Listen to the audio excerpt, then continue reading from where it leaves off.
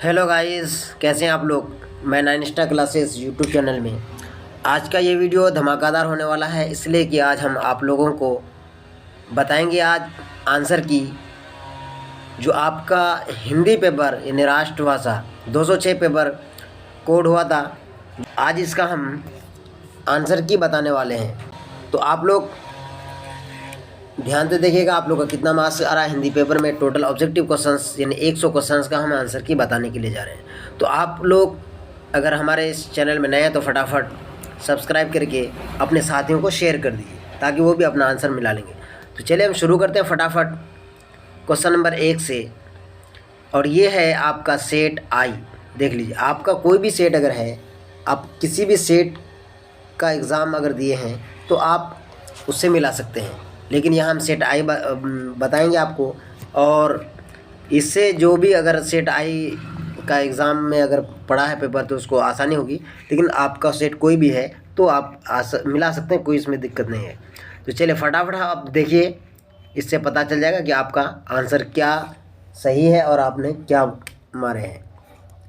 चलिए question number 1 में यहाँ कर है कि वे वर्ण जिनका उच्चारण स्वरों की सहायता से होता है तो वो क्या कहलाता है।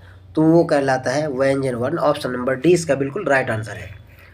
क्वेश्चन नंबर 2 में कह रहा है एक ध्वनि जब दो व्यंजनों से संयुक्त हो जाए तब वो क्या कहलाती है। तो वो कहलाता है संपृक्त ध्वनि। ऑप्शन नंबर बी, जैसे कि संबल, कंबल, इस तरीके से। क्वेश्चन नंबर 3 में कह रहा है कि स्वर संधि के कितने भेद होते हैं। तो स्वर संधि के 5 भेद होते हैं। ऑप्शन नंबर बी इसका बिल्कुल राइट आंसर है। क्वेश्चन नंबर 4 में कह रहे हैं कि व्याकुल शब्द का संधि विच्छेद क्या होगा। तो वी जोर आकुल। ऑप्शन नंबर सी इसका बिल्कुल राइट आंसर हो जाएगा।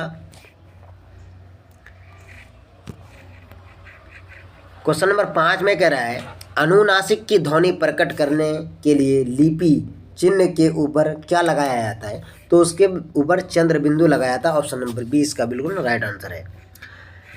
6 नंबर में कह रहे हैं कि निम्न में से शुद्ध शब्द कौन सा है। तो निम्न में शुद्ध शब्द है ऑप्शन नंबर सी तिलांजलि। तिलांजलि ये शुद्ध है, बाकी ये ए, बी और डी ये गलत है। 7 नंबर में कह रहा है कि निम्नलिखित विराम चिन्हों में से अल्प विराम चिन्ह कौन है। अल्प विराम की बात करें, विराम चिन्ह नहीं, तो अल्प विराम ऑप्शन नंबर डी हो जाएगा। और ये है ऑप्शन नंबर ए में विराम चिन्ह। आप इसके बारे जानिए, ये प्रश्न चिन्ह है और ये आपका डैश है। क्वेश्चन नंबर 8 में कह रहा है कि ब्रह्मपुत्र नदी शब्द कौन संज्ञा है। तो ये व्यक्तिवाचक संज्ञा है। ऑप्शन नंबर बी इसका राइट आंसर है। क्वेश्चन नंबर 9 में कह रहा है विभाजन शब्द कौन लिंग है, स्त्रीलिंग है या पुल्लिंग है। तो ये विभाजन पुल्लिंग है। ऑप्शन नंबर 20 का राइट आंसर है। क्वेश्चन नंबर 10 में कह रहा है वाष्प शब्द क्या है। तत्सम है, तद्भव है, देशज है या विदेशज है। तो वाष्प शब्द विदेशज शब्द है। ऑप्शन नंबर डी इसका राइट आंसर है। आप लोग फटाफट शेयर कर दीजिए अपने साथियों को ताकि वो भी आंसर मिला लेंगे कि आपका हिंदी में कितना ऑब्जेक्टिव सही हुआ है। क्वेश्चन नंबर 11 में कह रहे हैं वंदना शब्द में प्रत्यय क्या है। वंदना शब्द में प्रत्यय क्या है। तो वंदना शब्द में अना प्रत्यय है। ऑप्शन नंबर ए इसका बिल्कुल राइट आंसर है। क्वेश्चन नंबर 12 में कह रहे हैं कि संध्या शब्द क्या है। तत्सम है, तद्भव है, देशज या विदेशज। तो संध्या शब्द क्या है, देशज है। ऑप्शन नंबर सी इसका राइट आंसर है। 13 नंबर में कह रहे हैं कि नौ का उच्चारण स्थान क्या है। तो नौ का उच्चारण स्थान दंत है, क्योंकि ये तो, थो, दो, धो, न वाले यानी तवर्ग के अंतर्गत आता है। क्वेश्चन नंबर 14 में कह रहे हैं कि लौ कौन व्यंजन है। तो लौ अंतः अस्थ व्यंजन है। ऑप्शन नंबर 20 का राइट आंसर है। क्वेश्चन नंबर 15 में कह रहा है कि दीर्घ स्वर क्या होते हैं। तो दीर्घ स्वर द्विमात्रिक होते हैं। ऑप्शन नंबर सी इसका बिल्कुल राइट आंसर है। क्वेश्चन नंबर 16 में कह रहा है कि महर्षि शब्द का संधि विच्छेद क्या होगा। तो महाजोर ऋषि। ऑप्शन नंबर डी इसका हो जाएगा राइट आंसर। 17 नंबर में कह रहा है कि निम्न में से शुद्ध शब्द कौन सा है। कौन सा शुद्ध शब्द है। तो कुशासन ये शुद्ध है, बाकी सी, बी और डी ये अशुद्ध है। क्वेश्चन नंबर 18 में कह रहे हैं घी शब्द क्या है। तो घी शब्द पुल्लिंग है। ऑप्शन नंबर 20 का राइट आंसर है। सांप शब्द का स्त्रीलिंग रूप क्या होगा? तो सांप शब्द का स्त्रीलिंग होगा सांपिन। ऑप्शन नंबर ए इसका बिल्कुल राइट आंसर है। 20 नंबर में कह रहा है जी घबराता है, ये कौन क्रिया है?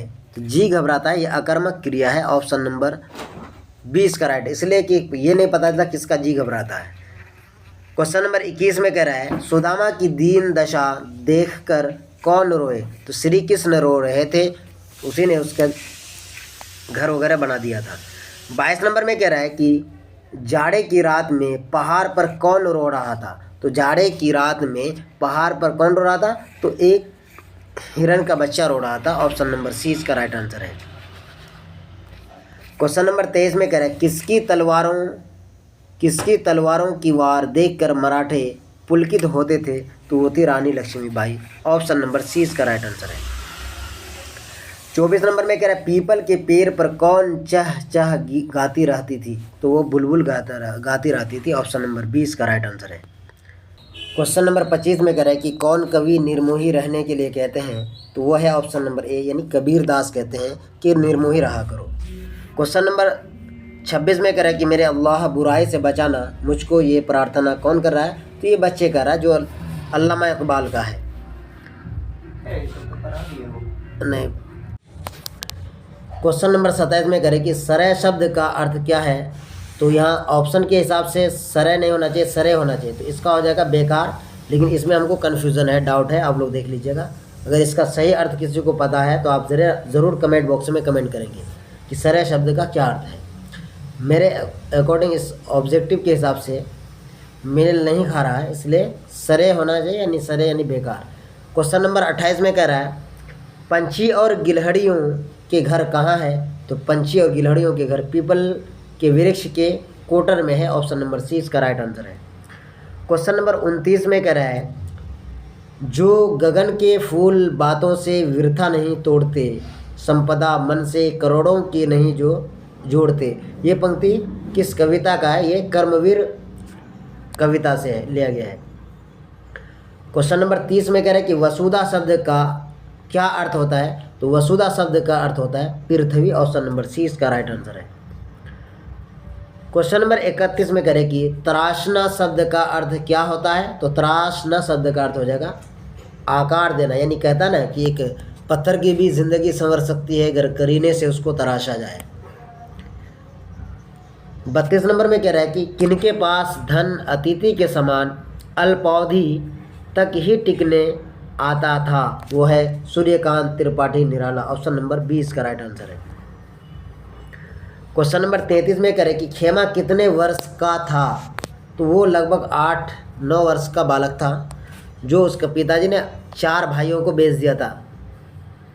आगे इस तरह का आएगा। 34 नंबर में कह रहे हैं कि मेरे पैर जलते हैं, चप्पल ला दो काका डैश। ये किसने कहा? तो ये खेमा ने कहा था अपने मालिक से।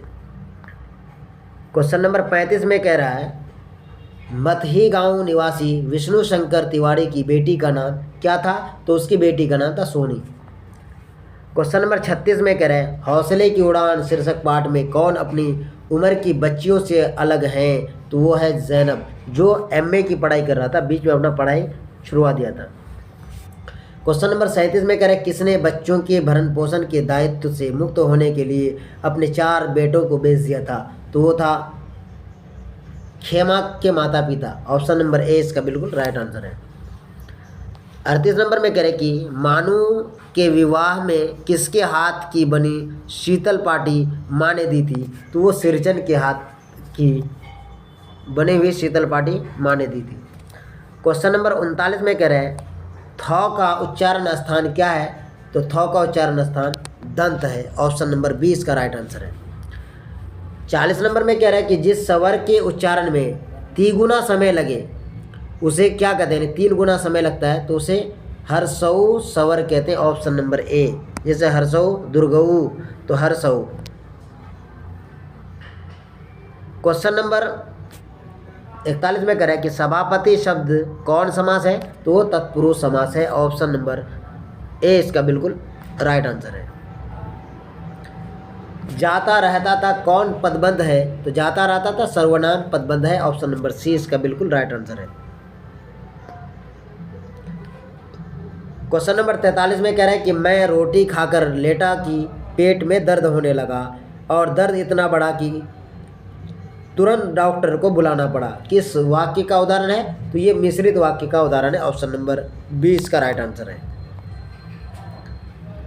44 नंबर में कह रहे हैं कि निम्न में से शुद्ध वाक्य कौन है? तो इसमें शुद्ध वाक्य है मैं अपनी बात का स्पष्टीकरण करने के लिए तैयार हूँ। ऑप्शन नंबर 20 का बिल्कुल राइट आंसर है। क्वेश्चन नंबर 45 में करें कि राजा शब्द का पर्यायवाची क्या है? तो राजा शब्द का पर्यायवाची विबुध हो जाएगा। ऑप्शन नंबर ए इसका बिल्कुल राइट आंसर है।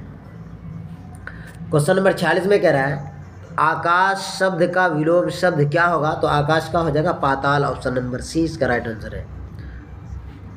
जो स्त्री अभिनय करे डैश के लिए एक शब्द क्या है? तो वो हो जाएगा अभिनेत्री। ऑप्शन नंबर डी इसका राइट आंसर है। अंधा बनाना मुहावरे का अर्थ क्या होगा? तो धोखा देना। ऑप्शन नंबर सी इसका राइट आंसर है। 49 नंबर में करें कि पंचोटी शब्द कौन समास है? तो पंचोटी शब्द द्विगु समास है। ऑप्शन नंबर 20 का राइट आंसर है। सप्ताह शब्द का विशेषण क्या है? तो सप्ताह शब्द का विशेषण हो जाएगा साप्ताहिक। Option number C right answer है। 51 नंबर में करें ठेस शीर्षक कहानी के लेखक का नाम क्या है? तो ठेस शीर्षक कहानी का लेखक का नाम फणीश्वरनाथ रेणु। क्वेश्चन नंबर 52 में कह रहा है क्वेश्चन नंबर 52 में कह रहे अधूरी चिक में कौन रंगीन छिट का झालर लगाने लगी थी? तो वो उसकी बड़ी भाभी लगाई थी। ऑप्शन नंबर ए इसका राइट आंसर है। क्वेश्चन नंबर 53 में कह रहा है कलिंग महाराज की पुत्री का नाम क्या था? तो उसकी पुत्री का नाम था पद्मा। ऑप्शन नंबर 20 का बिल्कुल राइट आंसर है। क्वेश्चन नंबर 54 में कह रहा है हाथ में थामकर चलाए जाने वाले हथियार को क्या कहते हैं? तो उसको शस्त्र कहते हैं। ऑप्शन नंबर 20 का राइट आंसर है। 55 नंबर में कह रहे किसके घर के सामने एक वकील रहते थे? तो वो है ऑप्शन नंबर बी लेखक रामधारी सिंह दिनकर के घर के आगे एक वकील लाते थे जो खाना पीना खिलाया करता था। 56 नंबर में कह ईर्ष्या की बड़ी बेटी का नाम क्या है? तो ईर्ष्या की बड़ी बेटी का नाम निंदा है। ऑप्शन नंबर सी इसका राइट आंसर है।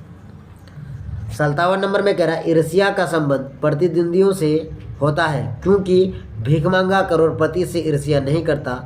ये पंक्ति किस शीर्षक पाठ से है? तो यह है ऑप्शन नंबर डी ईर्ष्या तू न गई मेरे मन से। 58 नंबर में कह रहा है खगोल विधा के क्षेत्र में कौन विश्व प्रसिद्ध है? तो वो है आर्यभट्ट। ऑप्शन नंबर ए इसका राइट आंसर है।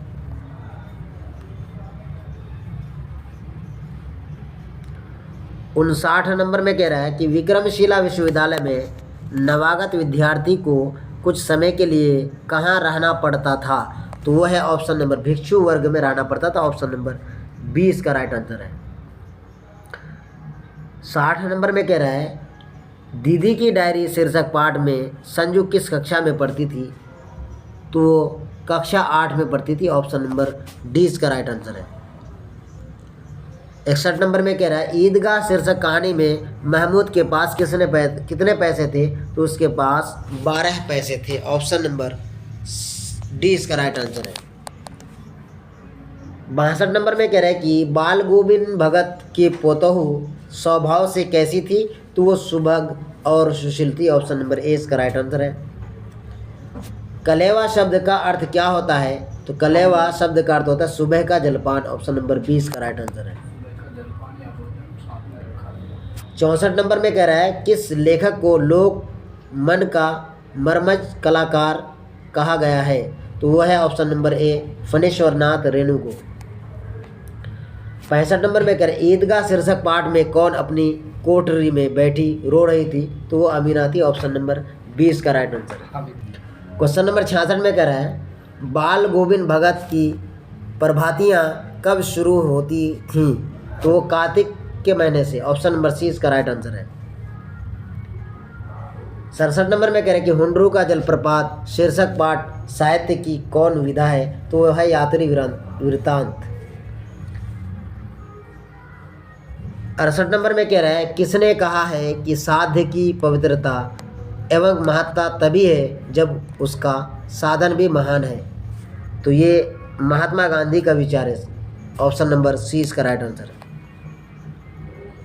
क्वेश्चन नंबर 69 में कह रहा है झरना के एक ओर का जंगल रांची में है, दूसरी ओर का जंगल कहाँ है? तो वो है हजारीबाग में। ऑप्शन नंबर डी इसका राइट आंसर है। क्वेश्चन नंबर 70 में कह रहे हैं हुंडरू के झरने की ऊंचाई कितनी है? तो वह है option number B 243 foot. 71 number में कह रहे हैं देवर शब्द का स्त्रीलिंग रूप क्या है? तो वह है देवरानी। ऑप्शन नंबर बी इसका राइट आंसर है। वचन कितने प्रकार के होते हैं? तो वचन 2 प्रकार के होते हैं। ऑप्शन नंबर ए इसका राइट आंसर है। 73 नंबर में कह रहा है डाल पर चिड़िया गाती है किस कारक का उदाहरण है? तो ये है अधिकरण कारक का उदाहरण है। ऑप्शन नंबर ए इसका राइट आंसर है। 74 नंबर का कह रहा है आप भला तो जग भला किस सर्वनाम का उदाहरण है? तो ये निजवाचक सर्वनाम का उदाहरण है। ऑप्शन नंबर सी इसका राइट आंसर है। 75 नंबर में कह रहा है निम्नलिखित वाक्यों में शुद्ध वाक्य कौन है? तो इसमें से शुद्ध वाक्य हो जाएगा ऑप्शन नंबर डी कृपया आप ही यह बताएं। क्वेश्चन नंबर 76 में कह रहा है ऐसे शब्द जो यौगिक तो होते हैं पर अर्थ के विचार से अपने सामान्य अर्थ को छोड़ किसी परंपरा से विशेष अर्थ के परिचायक है क्या कहलाते हैं? तो वो कहते हैं योगरूढ़। ऑप्शन नंबर ए इसका राइट आंसर है। अभिलाषा शब्द में उपसर्ग क्या है? तो अभिलाषा शब्द में उपसर्ग है अभी। ऑप्शन नंबर 20 का राइट आंसर है। पूजा शब्द में प्रत्यय है, तो पूजा शब्द में प्रत्यय हो जाएगा आप ऑप्शन नंबर 20 का राइट आंसर है आ। माह शब्द का विशेषण क्या है? तो महा शब्द का विशेषण हो जाएगा माहवारी। ऑप्शन नंबर सी इसका राइट आंसर है। 80 नंबर में कह रहे हैं कि यथाकर्म शब्द कौन समास है? तो यथाकर्म शब्द अव्ययी भाव समास है। ऑप्शन नंबर डी इसका राइट आंसर है। 81 नंबर में कह रहे हैं निम्न में से कौन कविता वंचित लोगों के समृद्ध अवदान की संवेदनशीलता को रेखांकित करती है? तो वह है खुशबू रचते हैं हाथ। ऑप्शन नंबर डी इसका राइट आंसर है। 82 नंबर में कह रहा है निह संतान मरे राजा जी रानी शोक समानी थी। ये पंक्ति किस शीर्षक कविता की है? तो ये है ऑप्शन नंबर डी झांसी की रानी की है। 83 नंबर में कह रहा है कौन गांव में अपनी झोपड़ी की खोज करते हैं? तो वो है सुदामा जी, क्योंकि श्री कृष्ण जी ने उसको झोपड़ी से बिल्डिंग बना दिया था, इसलिए वो अपना घर खोज रहा था, मिल नहीं रहा था उसको।